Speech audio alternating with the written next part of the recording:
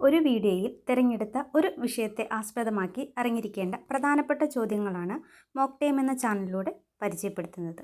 Video പൂർണ്ണമായും കണ്ടതിന് ശേഷം നിങ്ങൾക്ക് ആ വിഷയത്തിലെ നിങ്ങളുടെ അറിവിൻ്റെ ആഴം സ്വയം മനസ്സിലാക്കാനും വിലയിരുത്താനും മെച്ചപ്പെടുത്താനും കഴിയട്ടെ എന്ന് ആശംസിക്കുന്നു. കാർത്തിക തിരുനാൾ രാമവർമ്മ അറിയപ്പെട്ടിരുന്ന മറ്റൊരു പേര് എന്തായിരുന്നു? A. Dharmaraja, B. Dakshinabhojan, C. Garbhasriman.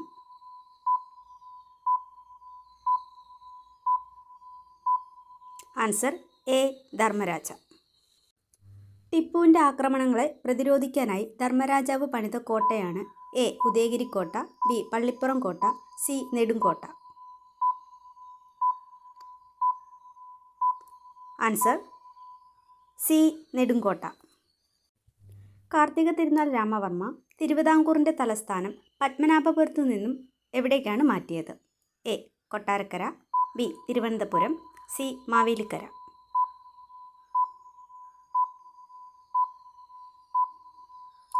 Answer B.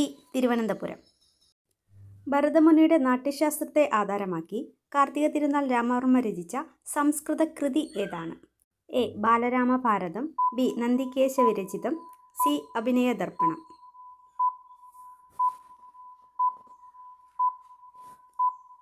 Answer A. Balaramabharatam. C. V. രാമൻപിള്ളയുടെ ചരിത്ര നോവലായ ധർമ്മരാജ, രാമരാജ ബഹദൂർ എന്നിവയിൽ കേന്ദ്രസ്ഥാനം അലങ്കരിക്കുന്ന ധർമ്മരാജാവിൻ്റെ പ്രഗത്ഭനായ ദിവാൻ ആരാണ്? A. T. Madhava Rao, B. Raja Kesavadas, C. Ramayyan Dalawa.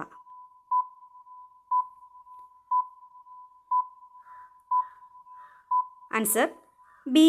രാജ കേശവദാസ്. ആലപ്പുഴ തുറമുഖം, ചാലക്കമ്പോളം എന്നിവയുടെ ശില്പി ആരാണ്? A. T. Madhava Rao, B. Raja Kesavadas, C. Ramayyan Dalawa.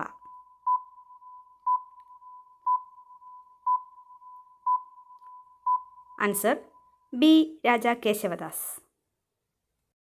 രാജ കേശവദാസ് ആരംഭിച്ച കേരള വനം വകുപ്പിൻ്റെ തുടക്കത്തിന് കാരണമായ വനം ഡിപ്പോ എവിടെയാണ്?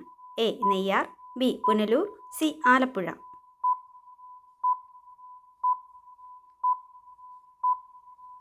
Answer C. Alappuzha.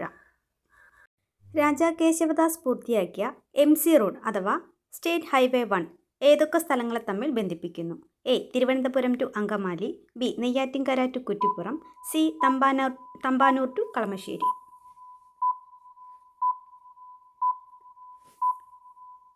Answer A. Thiruvananthapuram to Angamaly. മാർത്താണ്ഡവർമ്മയെ മാതൃകയാക്കി കാർത്തിക തിരുനാൾ രാമവർമ്മ രണ്ടാം തൃപ്പടിദാനം നടത്തിയത് എന്ന്? എ. 1766, ബി. 1768, സി. 1769.